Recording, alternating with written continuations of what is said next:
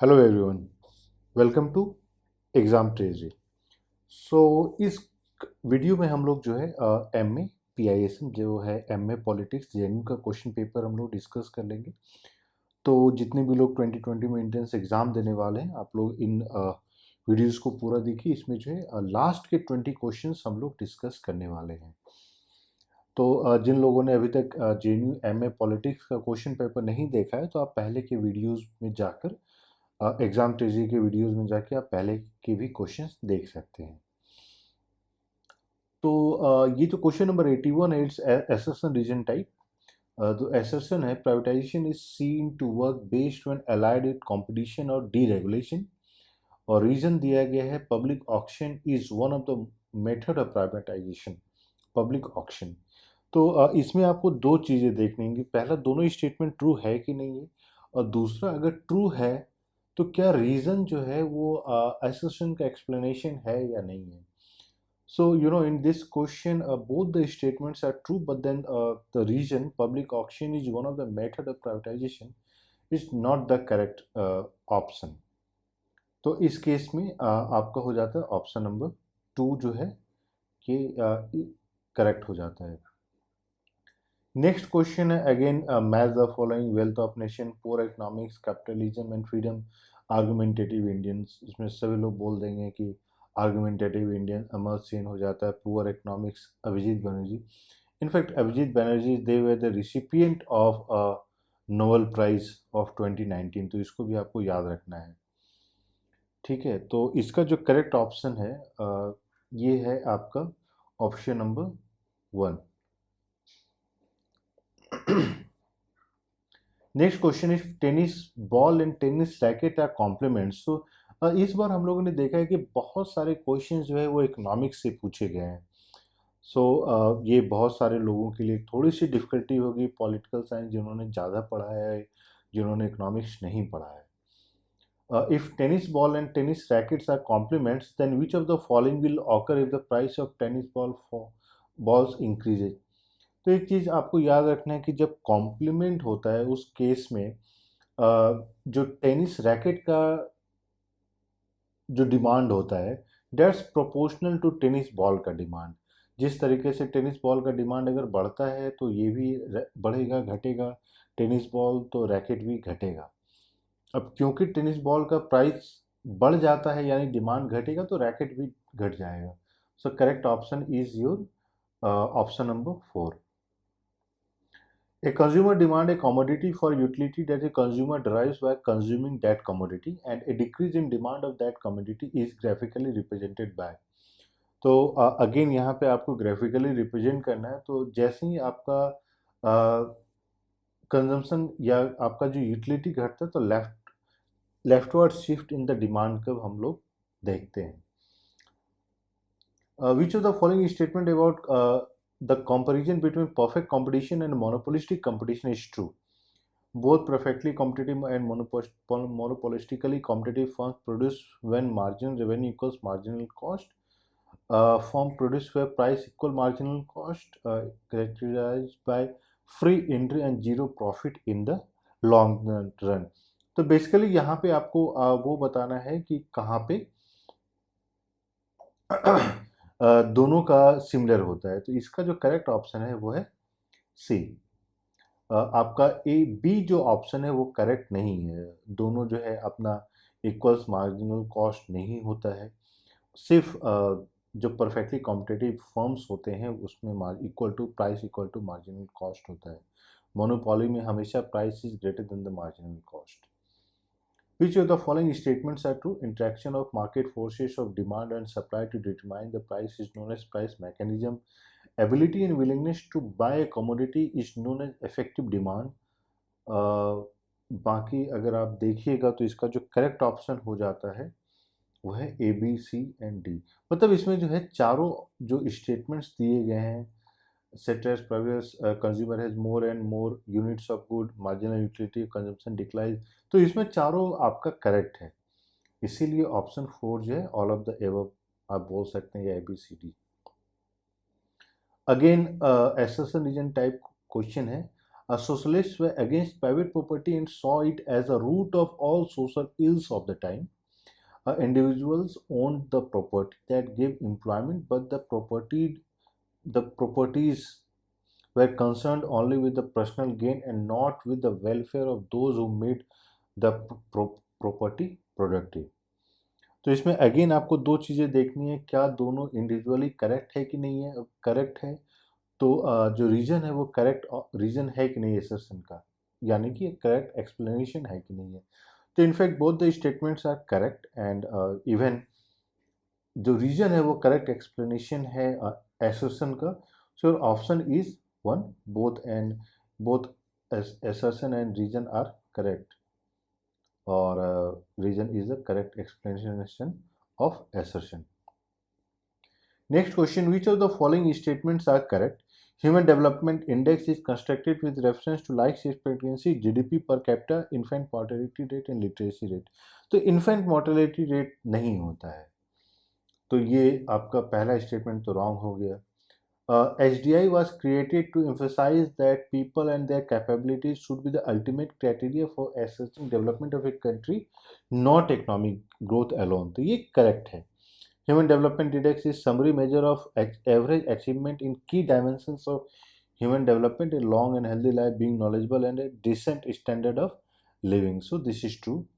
A gender social norm index measures how social benefit obstruct gender equality in areas like politics, work and education. तो इसमें again आपको बताना है कि कौन सा सही है, तो A B C and D. In fact यहाँ पे इन्होंने जो ऑप्शन दिया है एज पर द JNU-NTA, तो यहाँ पे देखिए इन्फेंट मोर्टेलिटी रेट को भी इन्होंने इंक्लूड किया है, लेकिन HDI जो होता है उसका तीन ही पैरामीटर होता है, life expectancy, GDP per capita and literacy rate. I don't know why they have included this infant mortality rate and they have given it correct. So अब यहाँ पे देखिएगा ऑप्शन में तो ए सब में हो गया है। सेकंड स्टेटमेंट, अब देखिए ये स्टेटमेंट रीजन टाइप है, इसमें ना वो एक्सप्लेनेशन नहीं होता, या तो दोनों स्टेटमेंट करेक्ट है, दोनों स्टेटमेंट रॉन्ग है, या आइदर में भी correct and wrong. So structural reform undertaken in agriculture as a part of Atmanirbhar Bharat package is farmers agreement of price assurance and farm price act 2020। जो पूरा आप देखिएगा जो पूरा फार्म लॉ के अगेंस्ट जो है पूरा प्रोटेस्ट चल रहा था। Structural reform undertaken in labor sector is one labor return, one license and one registration.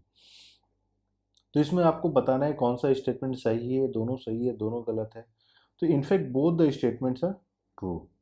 तो जितने लोगों को ये one labour return, one licence, one registration नहीं पता है, उसको भी आप थोड़ा सा देख लीजिएगा। Next question, given below are two statements.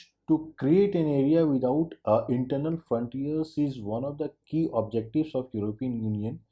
Next है other objective is to develop a common foreign security and defense policy. Again you have to find out कि दोनों में से कौन correct है, wrong है। तो in fact both the statements are true. So option is 1. Next question, a realist emphasize that the rule of international system creates। अब जो चार ऑप्शन यहाँ पे दिए गए हैं इसमें से आपको आइडेंटिफाई करना है। सो वो एनार्की बोलते हैं। इंटरनेशनल सिस्टम में कोई सिंगल हेजीमनी काइंड ऑफ नहीं है of international organisations. In I mean basically there is lack of international global world order, who argued that all resources were originally held in common and that people could use them as needed, but he believed that common property became private property when human labor was applied to it। तो यहाँ पे आपको या फिर आप इसको statement या argument के रूप में भी देख सकते हैं। सो इसका जो करेक्ट ऑप्शन है वो है जॉन लॉकी। नेक्स्ट है अगेंस्ट स्टेटमेंट टाइप। तो Herbert Spencer suggested that the wealthy were so favored because they were biologically superior to the poor। David Ricardo developed the theory of iron law of wages, in which he suggested that the owner of the factory and machine would not be driven by the profit motive to pay the worker। Again you have to identify कि इसमें से कौन सा statement correct है, कौन सा statement wrong है। तो इसको आप देखिएगा तो statement 1 is correct but then statement 2 is not correct, so your option 3।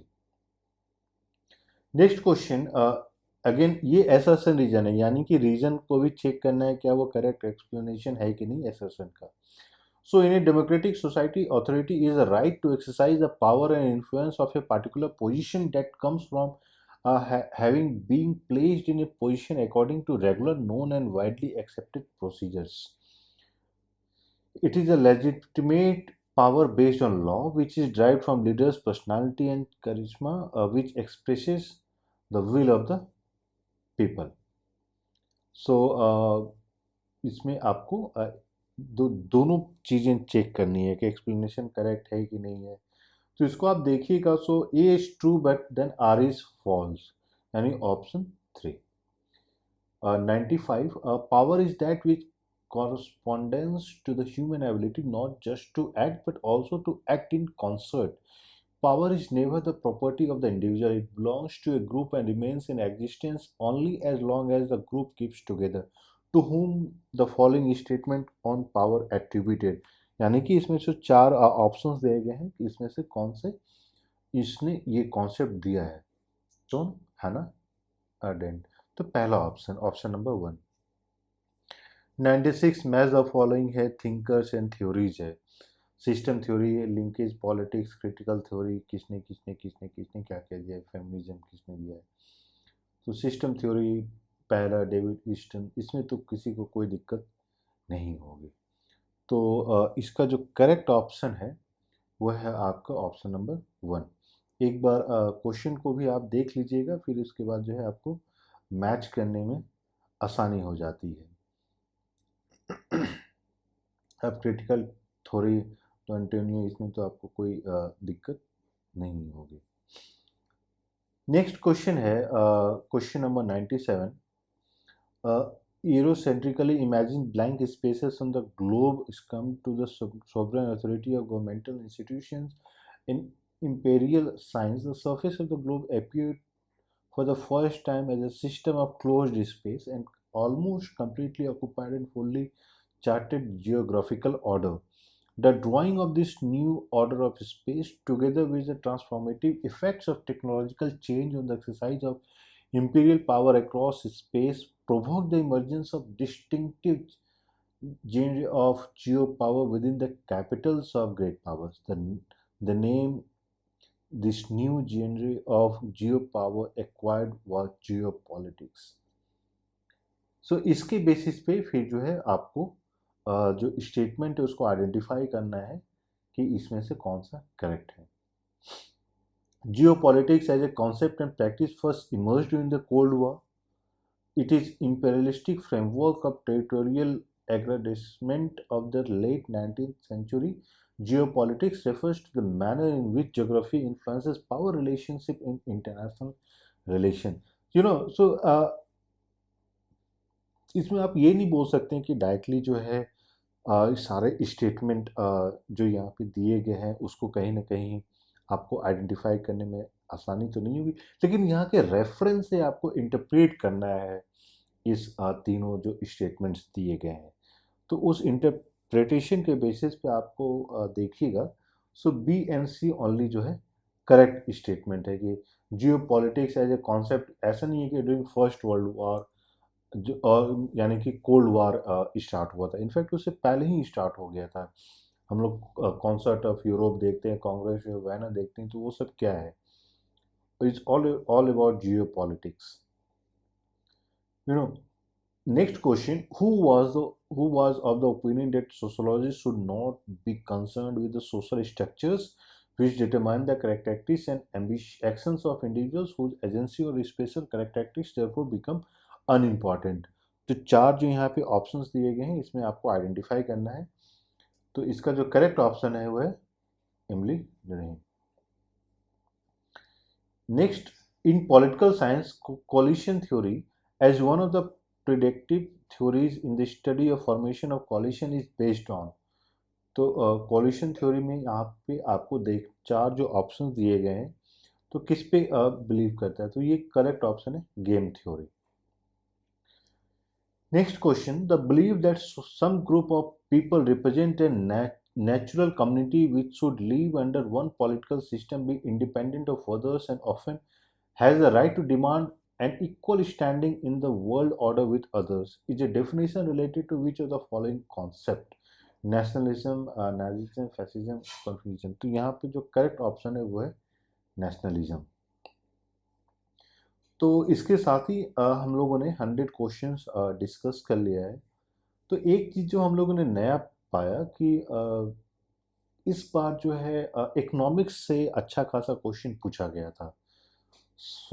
इसीलिए मैंने बोला, और इसीलिए हम लोग जो टेस्ट सीरीज भी अब इस बार बना रहे हैं, तो हम लोग कोशिश ये कर रहे हैं कि डिफरेंट सेक्शन से एक एक सेट में किस तरीके से क्वेश्चन के वेटेज को इंक्रीज किया जा सकता है, सो दैट कि वो रिप्रेजेंटेटिव हो जाए। क्योंकि अगर मान लीजिए टेस्ट सीरीज में इकोनॉमिक्स के क्वेश्चन नहीं पूछे जाते हैं, तो अगेन वो आपके लिए डिफ़िकल्ट हो जाता है अगर सडनली किसी में इकोनॉमिक्स से ज़्यादा क्वेश्चन पूछ लिए गए या किसी में सोशियोलॉजी से क्वेश्चन ज़्यादा पूछ लिए गए। So we need to maintain that balance. तो आप लोग को इम्पॉर्टेंट है कि आप पहले के भी सारे क्वेश्चंस को एक बार देख लीजिए, सो दैट कि आपको प्रिपरेशन में मदद मिले।